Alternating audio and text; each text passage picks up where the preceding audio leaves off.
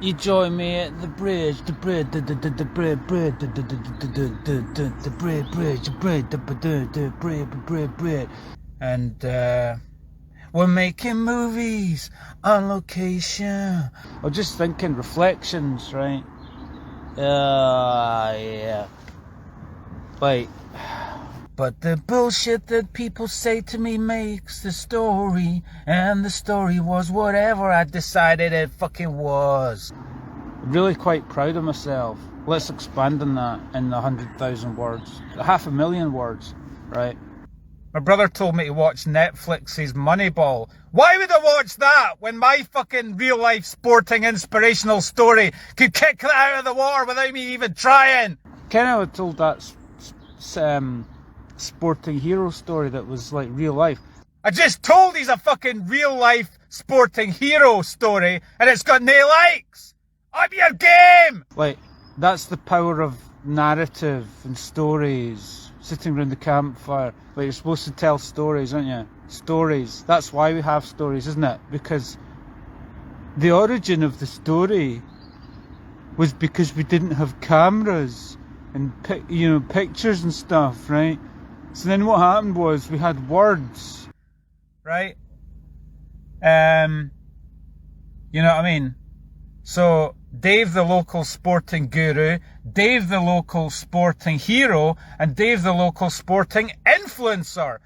So words created those pictures, you see? So you create images with words, like Dream Theatre. So that's why I told the stories, right?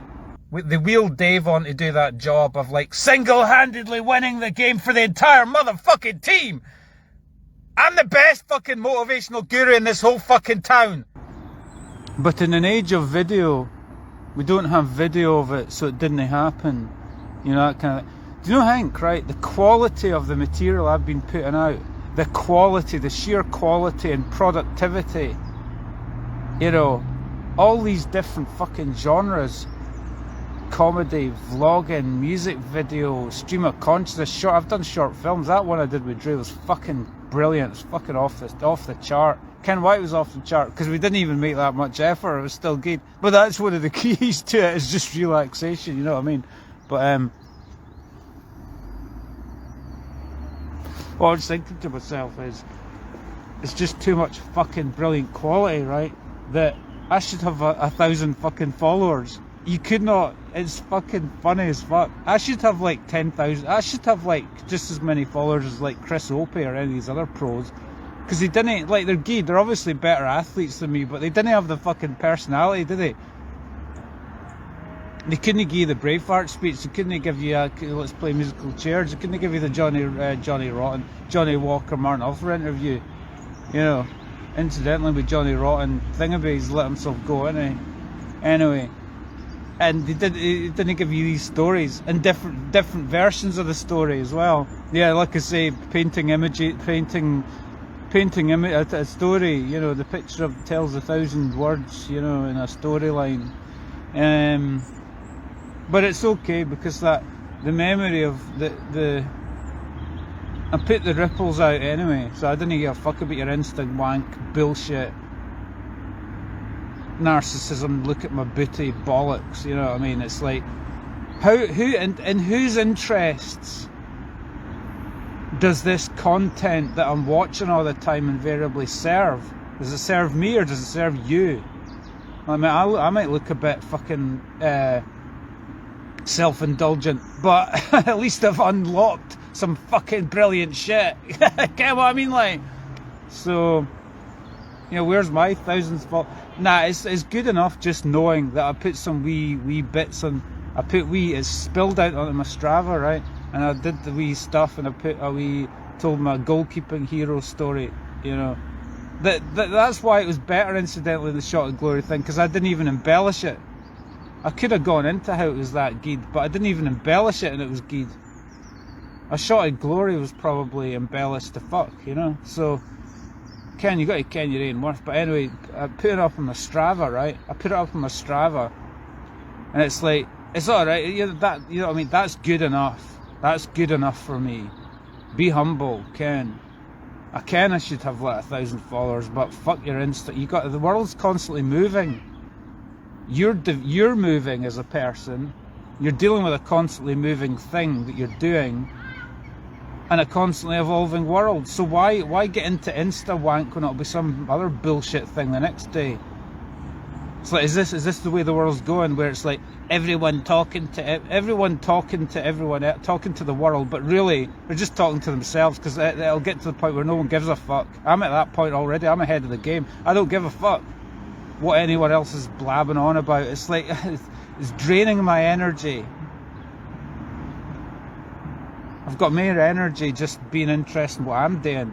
If anybody else likes it, fine, but if no, I don't care. I'm too busy out training and being creative and doing brilliant at my job and everything else to give a fuck what anyone else is doing or what anyone else thinks about me.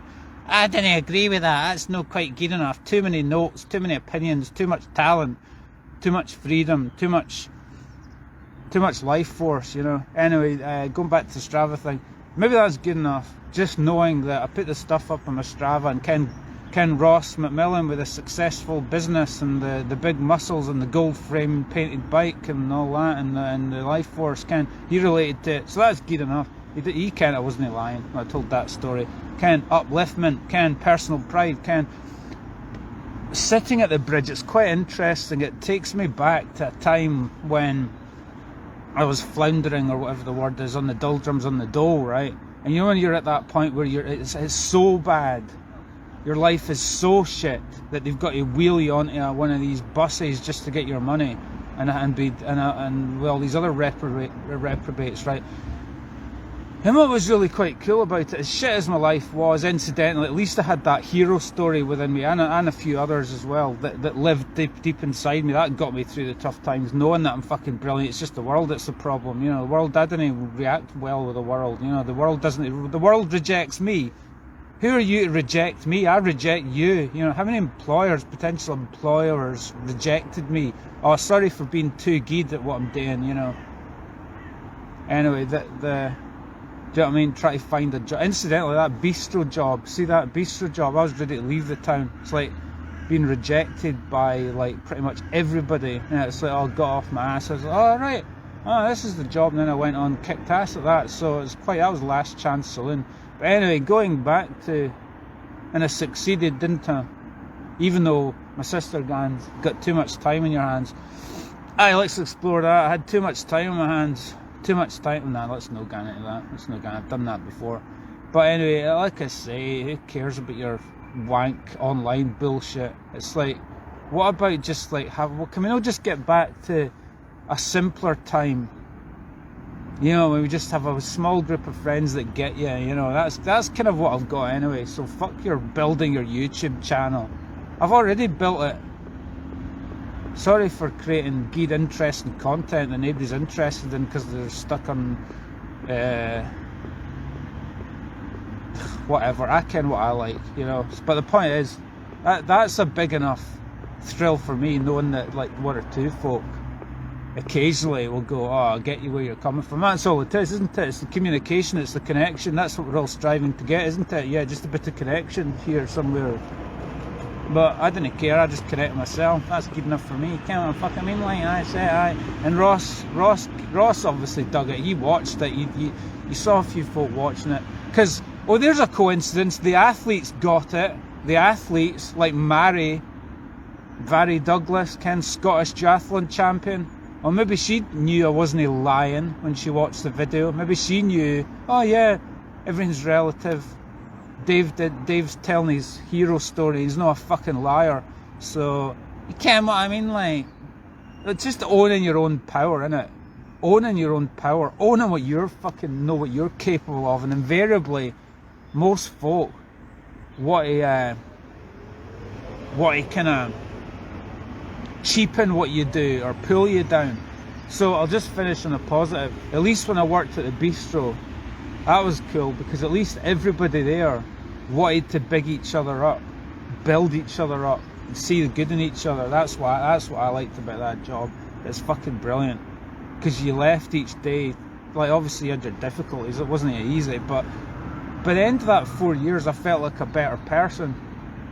like, because folk gave a lot to me, and they weren't like calling me a bell end and criticising me. They're actually appreciated, you know. That's all we want in this life, innit? To be fucking appreciated. But you know what I mean? Fuck the online shit. What the fuck am I doing all? It's just like, I have fun doing it, but you go, what the fuck am I doing all this shit for? I kind of know what I'm doing with it, and whether doesn't matter. I was saying to my brother, I was going, will I make the best fucking showreel that Tara from on the Pop Profile, you know, make the best showreel she's ever seen? Like, where do I start? I've got too much choice. All the fucking content I've made, she kens what I've done. Well, that was quite cool, wasn't it? I was offered I was drifting off yesterday, right? It was like, you know, kind of thing with a messy living room. I was enjoying that wee thing. I was going, the messy living room, like, you know, you must be a fucking loser because you can't even motivate yourself to tidy your room, kind of thing, or your garden. Like, so I was thinking about, here's yet. I was thinking about this one. My neighbour, right? He was up, the one that was lived above me, right?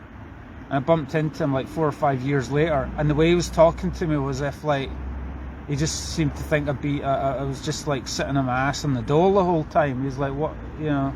I said to him in jest, I was like, do you think I've been just sitting on my fucking ass for the past 5 years? It was so funny.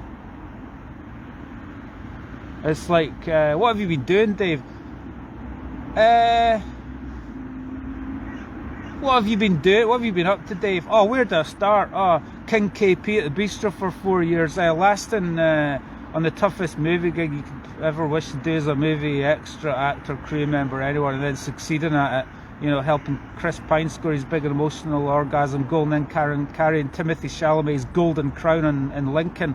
What else? Been put up for roles in Joanna Lumley films. 40,000 miles on the bike, 2 cycling hill climb local championship wins, 8 solo double century rides in lockdown, you know, competing in national championship, being fucking brilliant at my job, you know, like tending to Lily's lady garden, you know, like fluffing up her, you know, raking her leaves and you know, blowing them off her mound and all that shit, you know, all that stuff. And I'm kind of best YouTuber in the town with 600 odd YouTube videos and, you know, all that kind of stuff. You know, what about yourself? What have you been up to? Anything interesting yourself? That kind of thing. It's funny when you folk put you in the box. My sister said to me, she goes, oh, you've got too much time on my hands. Too much time on my hands, being an absolute fucking force at all 4 jobs, you know. Doing 4 jobs at the same time, burning the candle to the ground, or whatever the expression is. And all my cycling athletic achievements and film stuff and the creativity. Too much time on my hands doing that shit, you know what I mean? Too much time. And she said, there's always one. There's no shortage of material. See, if I was to write a fucking short film, there's no fucking shortage of material. The fucking bullshit things folks say to you. She goes, oh, there's always one. You know, when I was determined to keep training in lockdown, you know, there's always one. I kind of thought to myself, there is always one. There is always one to be a fucking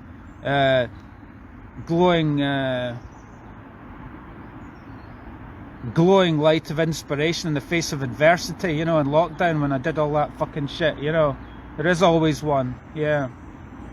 Like, folk putting you in the fucking box, like, looking at you like you're fucking 10 years old. Look at it's like, who the fuck do you think I am? Who are you talking to? Who's this person that you're talking to, that you think you're talking to here? And who is this person, speaking of them, that seems to talk to me like I need their advice, or I need their opinion, or I need them to put me in whatever fucking box that they seem to think I am. Too much time on my hands. Like, they seem to think they're the only folk that work hard. You know, how about we turn that on its head? How about I say, I'm a harder worker than you. You got any questions on how to be a fucking force of nature like me? And how you could, But the artistic thing, see now you just sort of gave that up years ago. You got any questions for me how to be artistic? You've got to be fucking productive with it every fucking day, you know. You know, taking the fucking power back, that's what it's about, isn't it? Incidentally, the guy that wheeled, we'll just get Dave along as goalkeeper. Goalkeeper's like the weirdo afterthought. That single-handedly won the game. Incidentally, you couldn't even last the whole fucking week at the fish factory, and you took the piss out of Dave the stick insect. And I ended up lasting the whole season. Any comments about that?